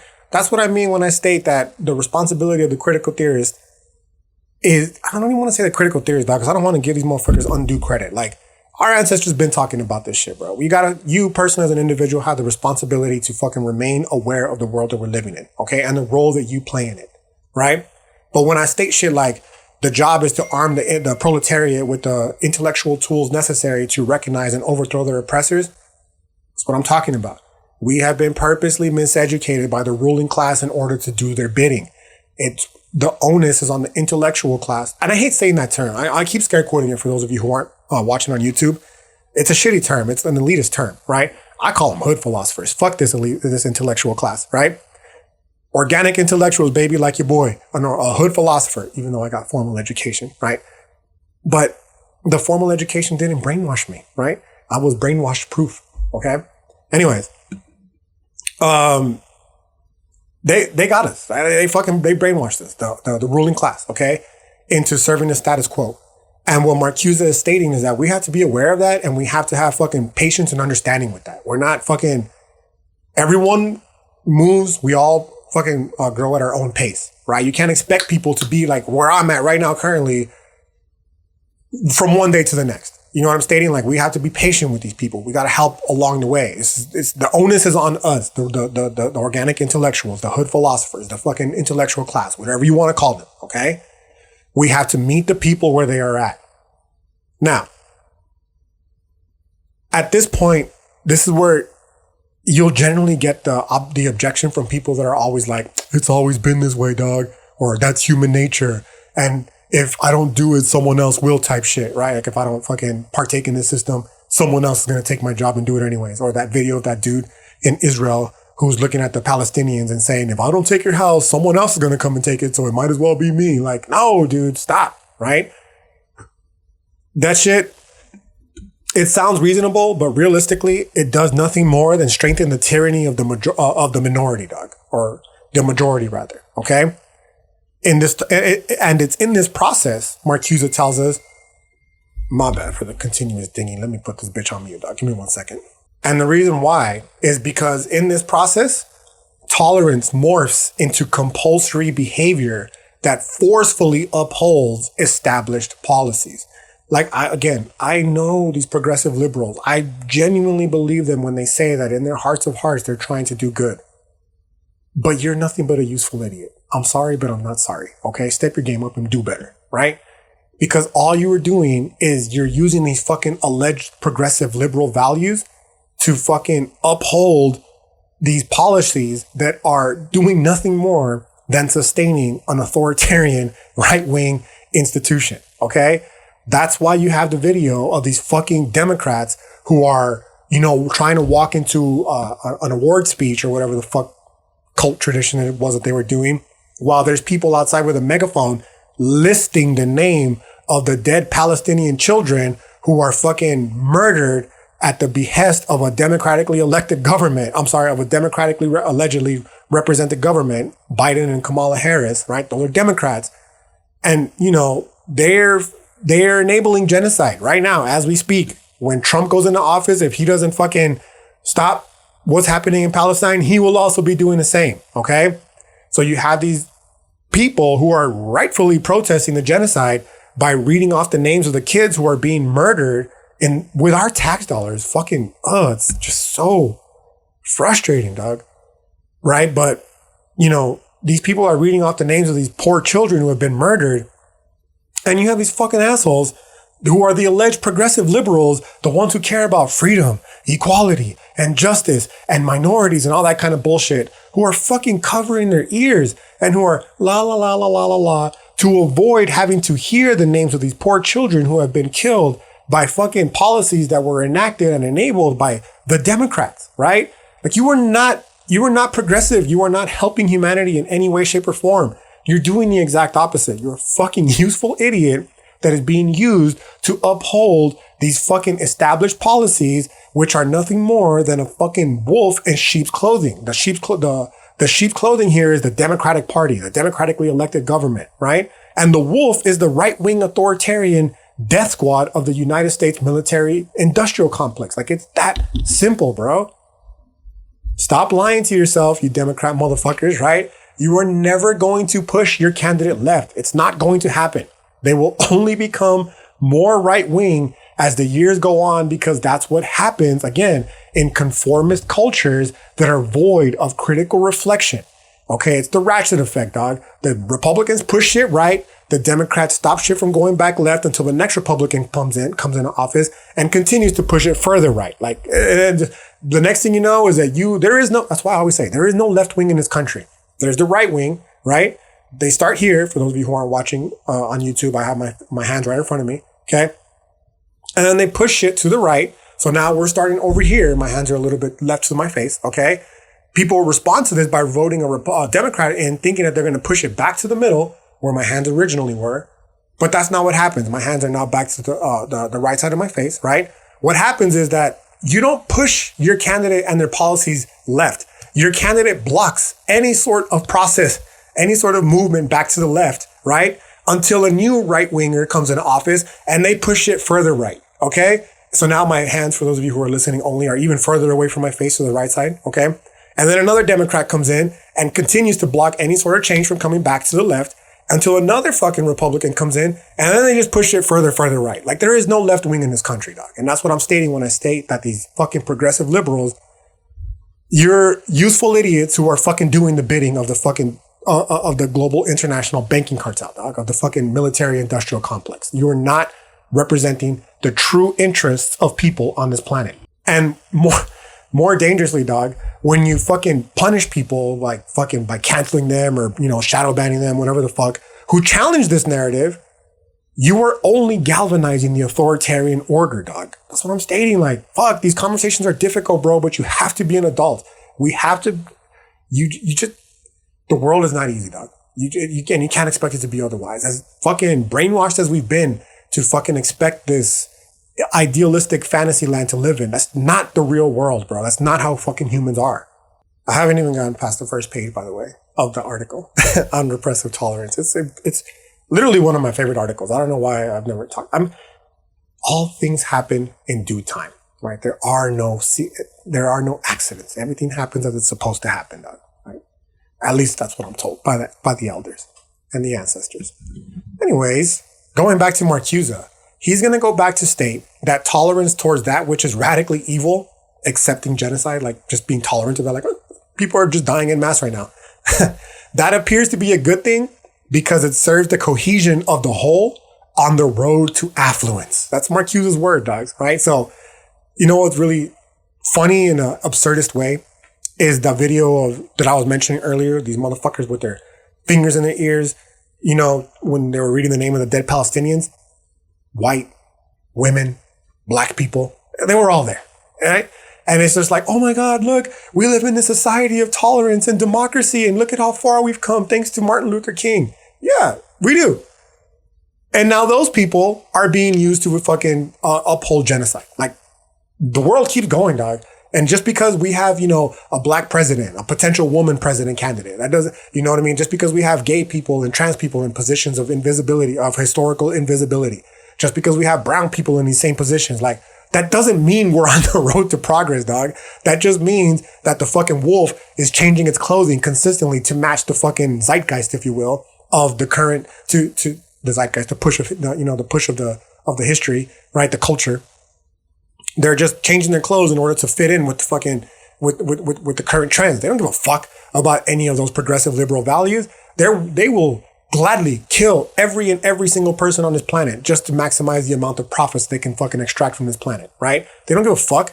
And we delude ourselves otherwise by thinking like, oh, look, we have gays in positions of power. We have trans in positions of power. You have black people and white people in the Democratic Party that was historically, hostile to such people. That doesn't mean anything, dog, right? It doesn't mean anything. It just means that the fucking power structure has morphed to accommodate in order to ensure its continued survival, right?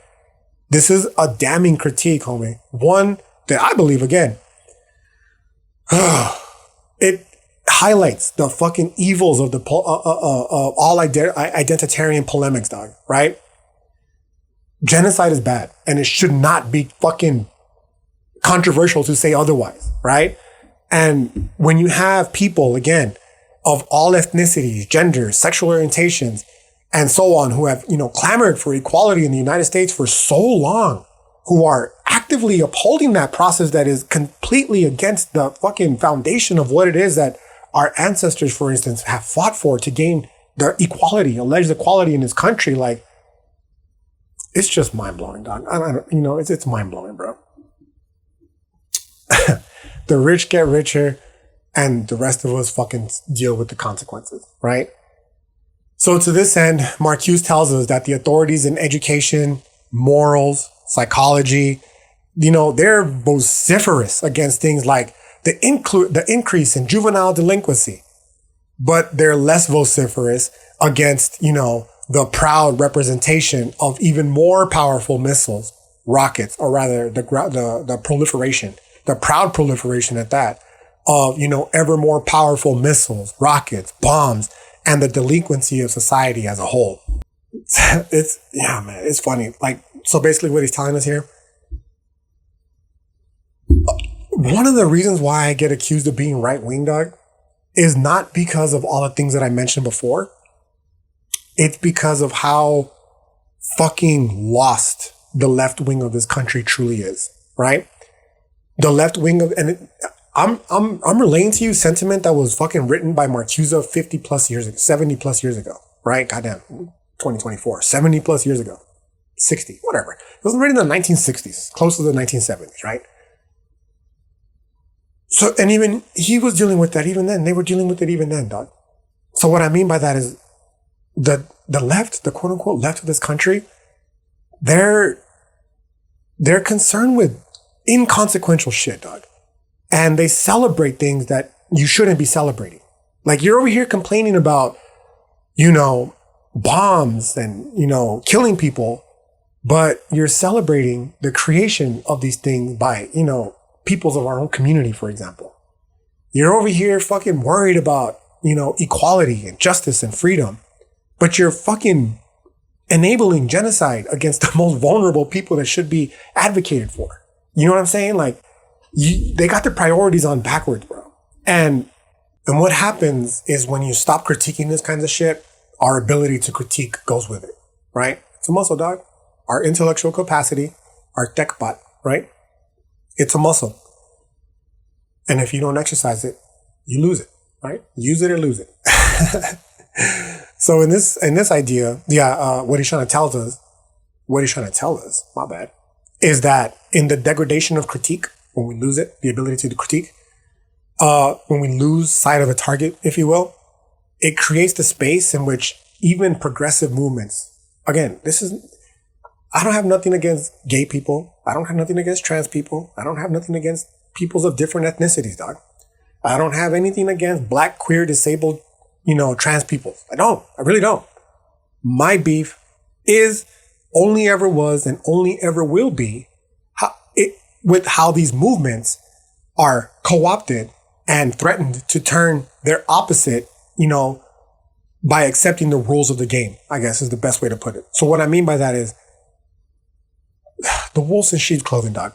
They take these movements that we care about deeply and we should care about deeply because, black, gay, disabled, trans people should have fucking equal rights. That should not be a controversial thing to say because their lives are intrinsically valuable as humans. Yes?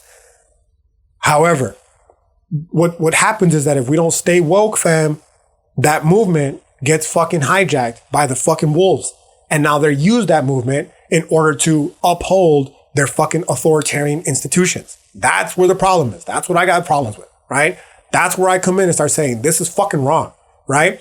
And what the left does is they look at it, just like the people who watch the It movie and they say, oh my God, he's critiquing black, gay, trans, disabled people. He's a fucking racist piece of shit, ableist motherfucker. We need to cancel him, right?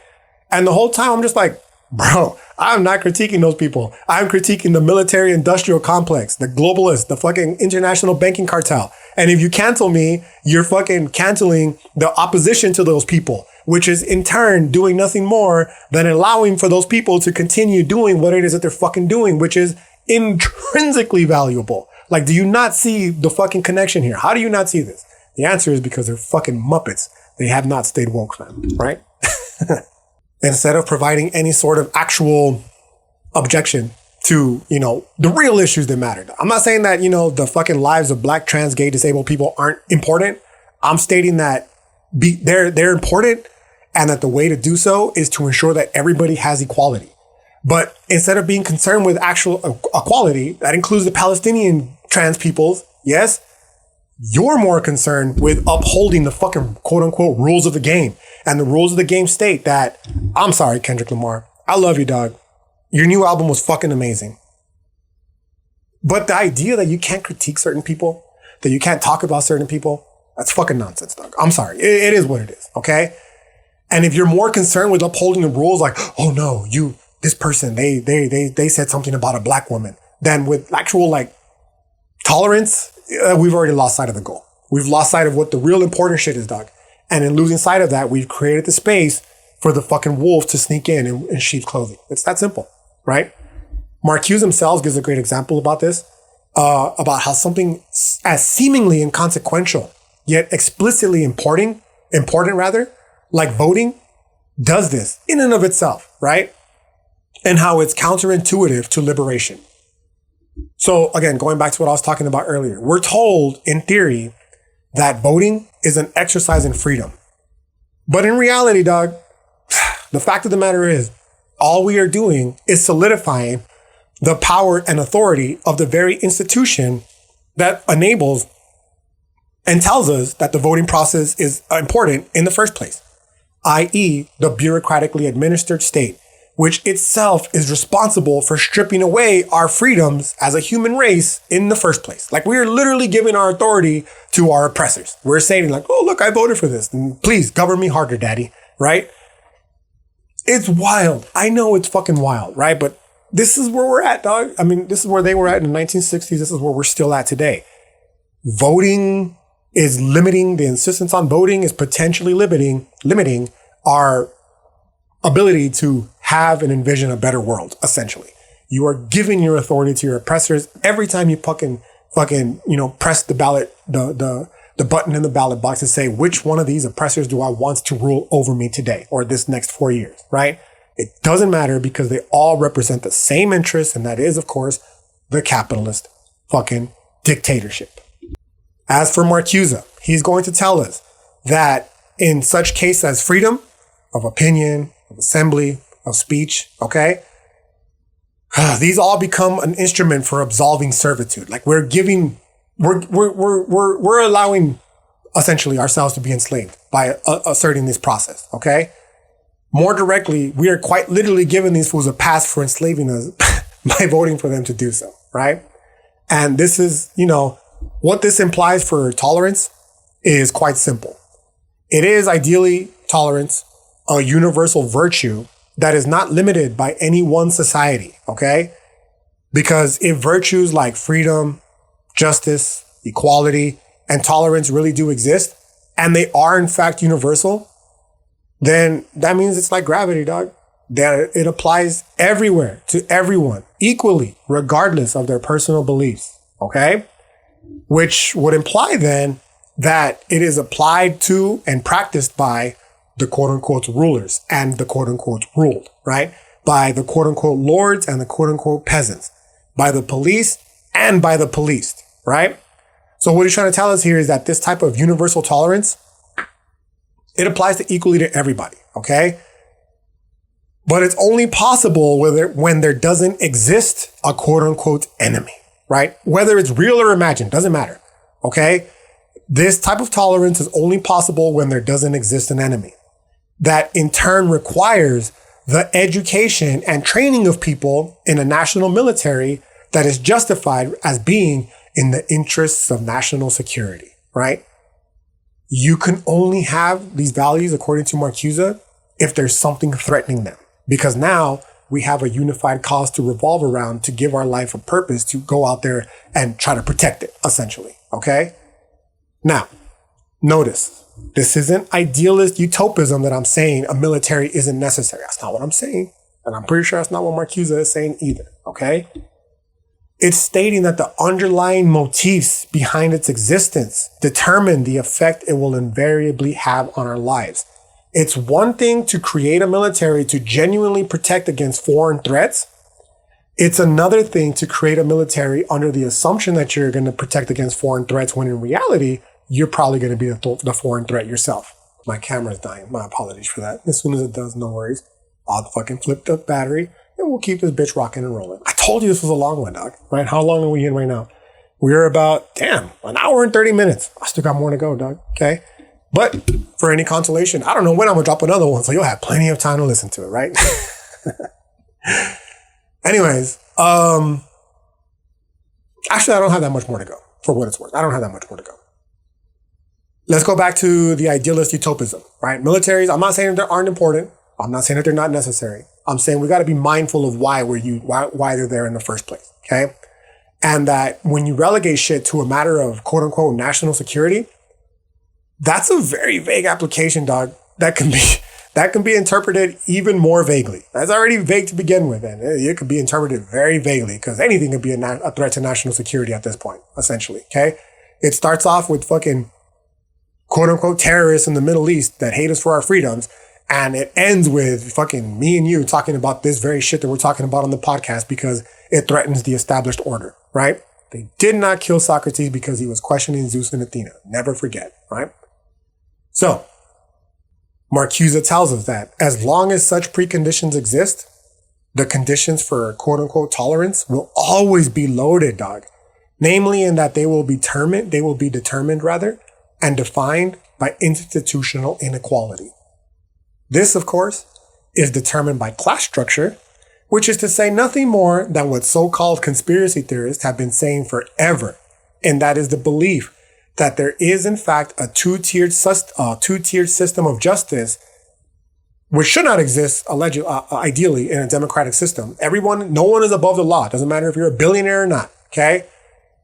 But this is what conspiracy theorists have been telling us. And this is exactly what the quote-unquote conspiracy theorists, the underground, right? And it's exactly what Marcuse was telling us with the critical theory, dog. That is, there is a two-tiered system of justice where certain groups of people, are held to a different standard than others because of their power and privilege, okay? And this is inherently anti-human and anathema, okay, to the definition of the real liberal values of freedom, equality, and liberty. It's the black pill, homie. Simple and plain.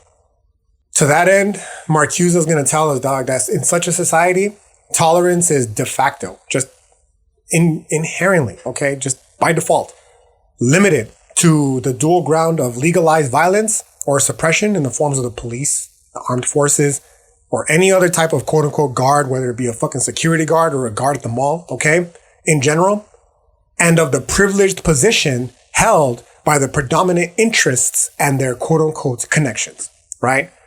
So that's just like a really fancy way of saying, I'll give you an example. Here in El Paso, the motto of the police is to protect and serve, okay? And we automatically assume that means the people.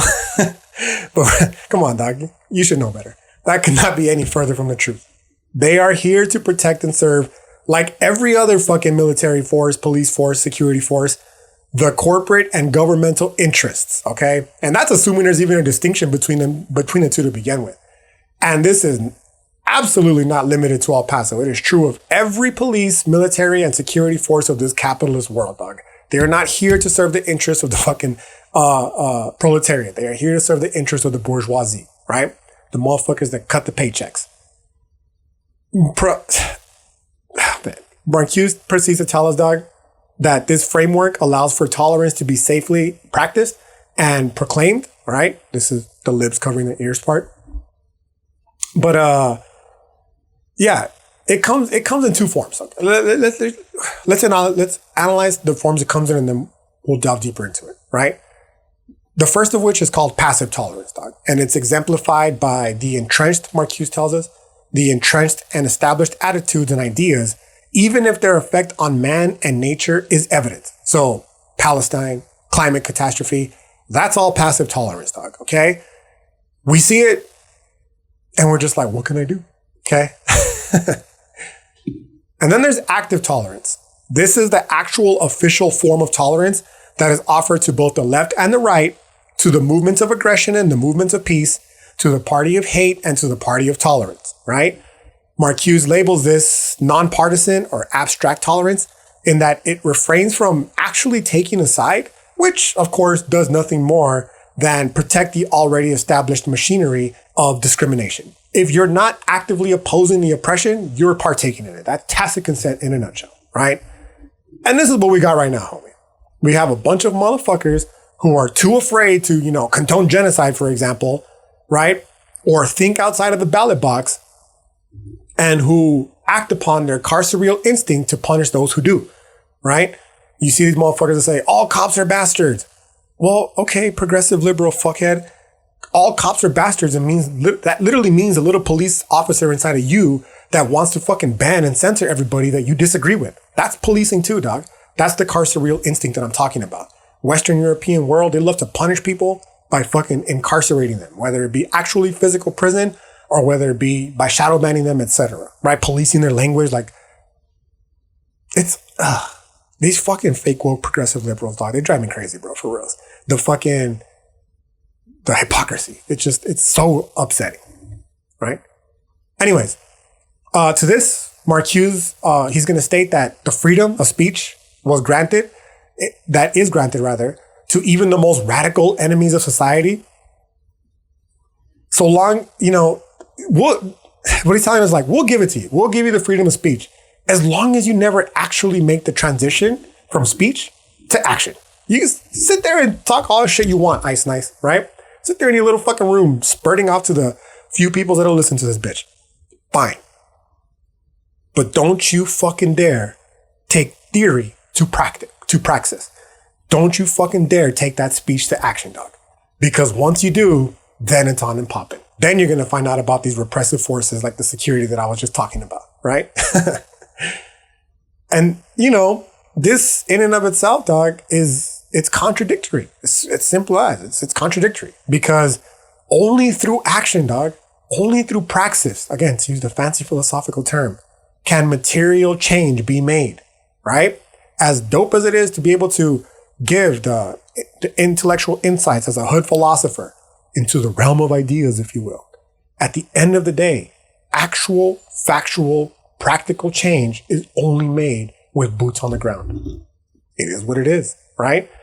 And as soon as you state that, that's when your boy gets put on the FBI watch list, if I'm not already there, right?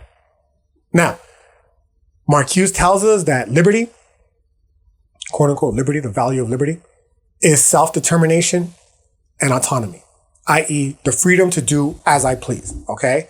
Or the freedom to control the outcome of my life, including the political decisions that affect it, right?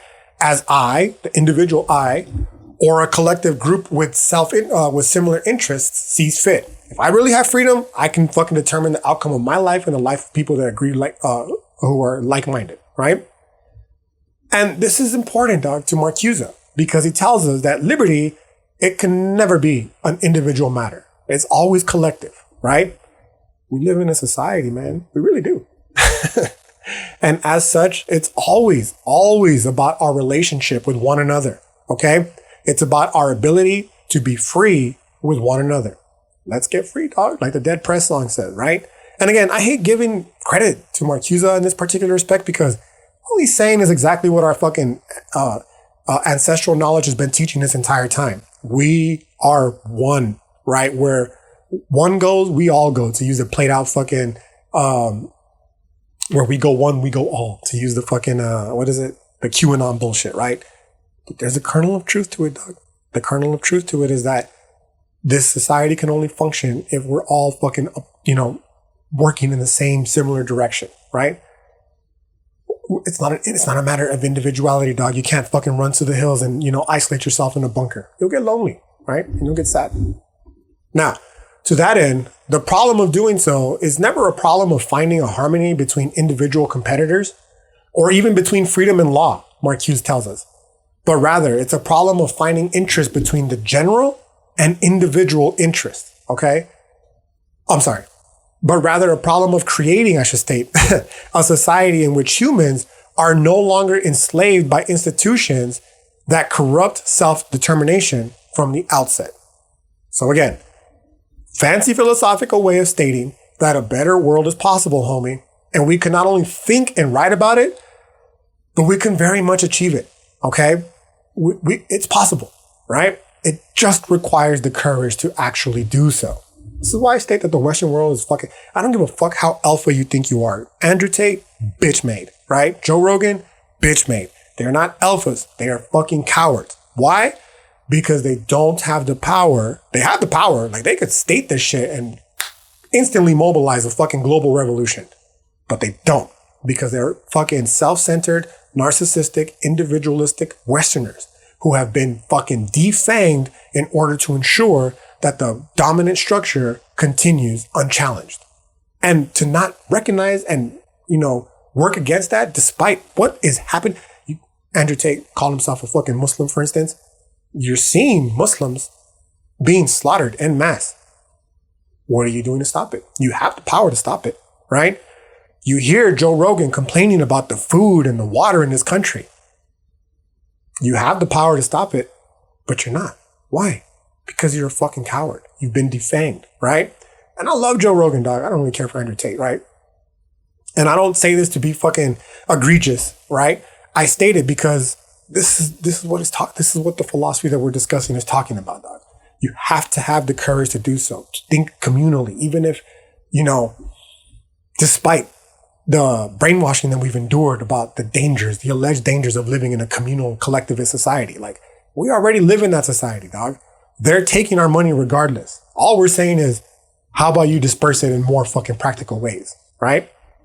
Now, to be fair, Marcuse doesn't take this opportunity to outright shit on society as writ at the time being. Not yet, at least, okay?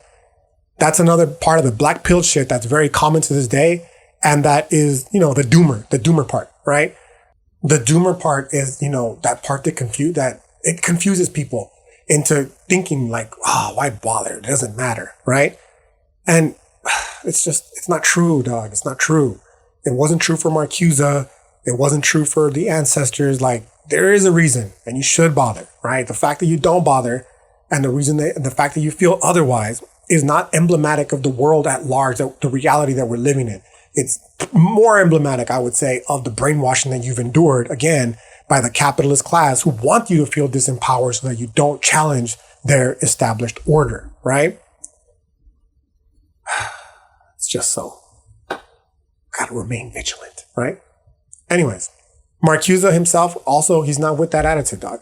He recognizes the current historical epoch that he was living in, again, 60 plus years ago, but also that we're living in now, as having some benefit, namely in demonstrating the obstacles to true freedom and providing the framework for how to overcome them. To that end, Marcuse tells us that liberation, a specific historical process in theory and practice, and as such, or rather that freedom is liberation, right? Which is a specific historical process in theory and in practice. You got to have both, right? Speech and action. And as such, that it's going to have its rights and wrongs, okay? And that it's also going to have its truths and falsehoods. And that in doing so, he's insisting that this process necessitates freedom of thought and expression of preconditions for finding the way to freedom. Or quite simply, it necessitates tolerance, right? Going right back to the beginning of the episode, dog. You want allies, you have to meet the people where they're at. And right now, the people, for better or worse, are where, this fucking Hitler apologist bullshit, okay? And they're going to go one of two ways. They're either going to go that way, which we don't want, I don't want for sure, or they're going to come this way to where I want them to come, on my side, okay? And the only way that I can get them to do that is by meeting them where they're at, which right now currently is at the fucking Hitlerian apologist, okay? And tolerance, real tolerance, implies that you have to have the ability to do so, okay? Tolerance of speech, Marcuse tells us, is the way of improvement. Not because there is no objective truth and improvement must be a compromise between competing opinions, right? But because there is an objective truth which can be discovered. This is Marcuse saying, yeah, there is an objective truth out there, dog. This relativist, individualist bullshit, nonsense. There is an objective truth and it can be discovered. But we can only get there with fucking tolerance. Real tolerance. Not this fake bullshit, progressive, liberal, woke, fake woke nonsense that we have right now. Okay? And at the core of this truth is that which can and ought to be done for the sake of improving mankind. This idea, it rests on, again, I don't like giving these Western philosophers credit, dog, because everything I've been telling you echoed thousands of years ago by the ancestors, right? The Nawa have been teaching for tens of thousands of years that, if not longer, dog, realistically, that the understanding of reality, it's constantly unfolding, dog. And we have the responsibility of cultivating it the same way that you cultivate a fucking crop, okay? To ensure that each preceding generation is better than the last. That's a responsibility that we have. Fuck this nihilistic bullshit, dog. You're in this pit of nihilistic despair. You came here for a reason. Your reason is to help cultivate this garden that we're living in. Not like garden in Adam and Eve, but like this fucking garden of life, and try to make it as pristine as possible and make it as fucking ensure or work to ensure that the forthcoming flowers that emerge from this garden are even better than the ones that we have now, so that the fruits that our flowers bear and the fruits of future generations will help nourish the fucking even further forthcoming generations that will come from them, from us, so that they in turn, these future generations, can do even greater and continue to push this fucking, humanity and our evolution to even higher heights that are possible. Like, all this thing is possible. A better world is possible. And to argue otherwise, again, is just bullshit, defeatist, weak, nihilistic nonsense, dog, that we've all been brainwashed with in order to ensure that we don't challenge the obstacle that is keeping us from getting there. Because that obstacle, that barrier, is what? Making a lot of money for a few fucking bankers? Get the fuck out of here, dog. Right? There was once a point in time, dog, when the corn didn't exist, right? Centeot did not exist. The sacred maize did not exist.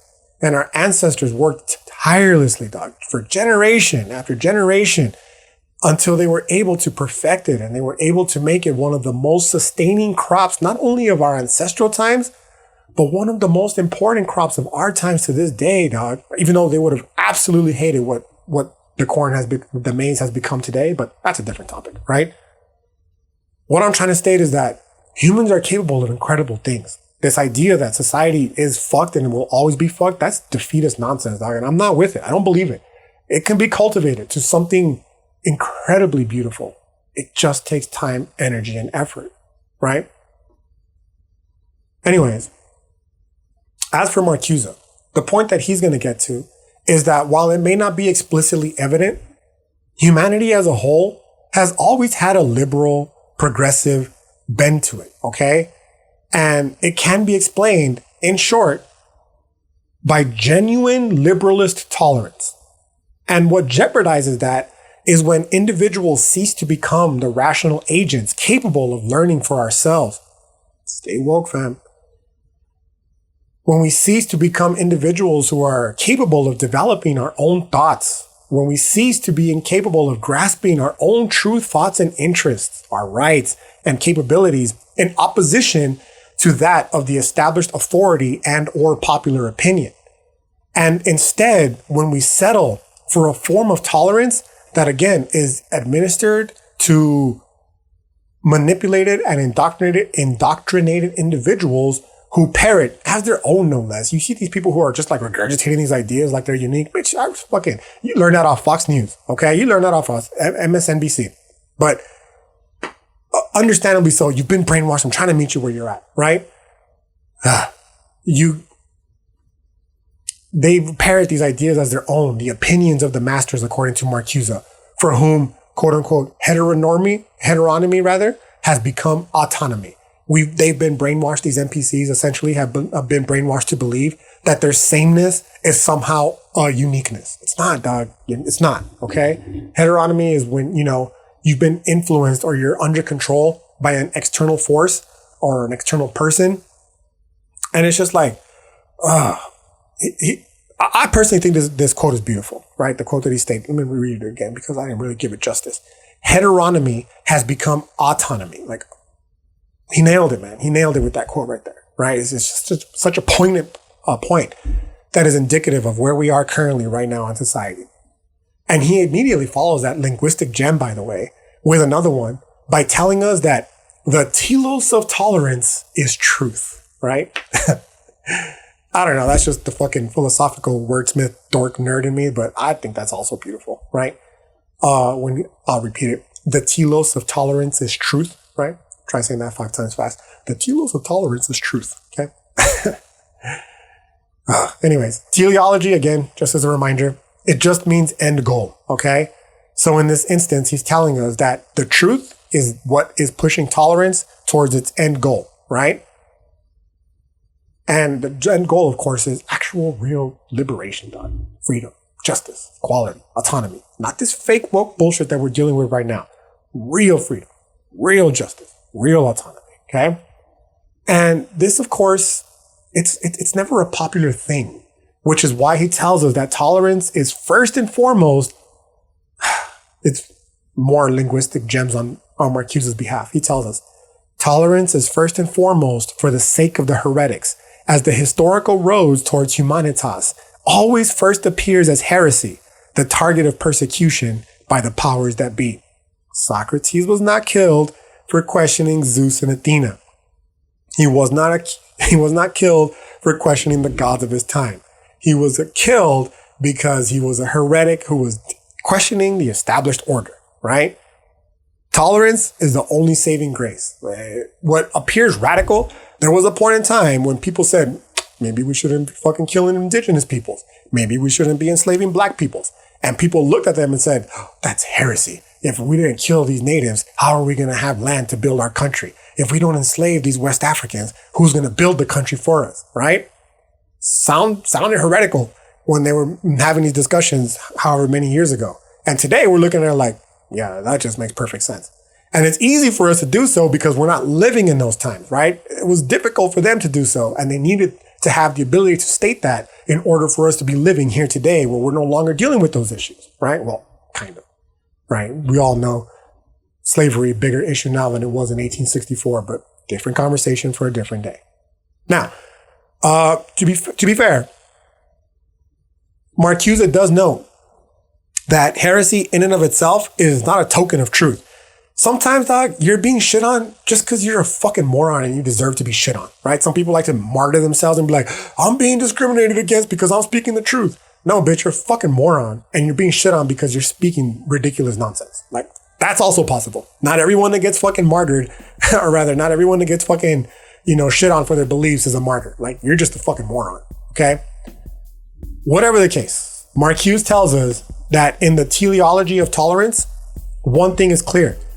Intolerance has delayed progress and has prolonged the slaughter and torture of innocents for hundreds of years. And by the way, that's him being generous, okay? That's not him taking into account the indigenous Holocaust or all the other plights of humanity. He says hundreds of years. The fact of the matter is, the course of human history has been the course of fucking a struggle, right? Now, it's at this point in the essay where Marcuse, he shifts his focus from concerning himself with tolerance towards radical extremes, minorities, subversives, and so on, to tolerance towards majorities, official and public opinion, and the quote-unquote established protectors of freedom. He tells us that such a conversation only has a frame of reference in a democratic society in which the people, as both individuals and members of political and other organizations who participate in the making, sustaining, and the changing of policies, is possible, right? And yeah, that's a whole ass conversation for a whole ass different episode. At this point, dog, how fucking far along? Almost 2 hours. Almost 2 hours. If you're still listening to this, dog, just know I appreciate the fuck out of it, right? And if you tuned out a while ago and you barely tuned back in a couple weeks later or whatever, I appreciate you, however the fuck it is that you got to this end, right? If you marathoned it all the way through, if you tuned in and out, I appreciate it if you made it this far, okay? For now, I'm on page 4 of the article that I was talking about. There's 12 more to go, and I'll talk about them in further detail on another episode.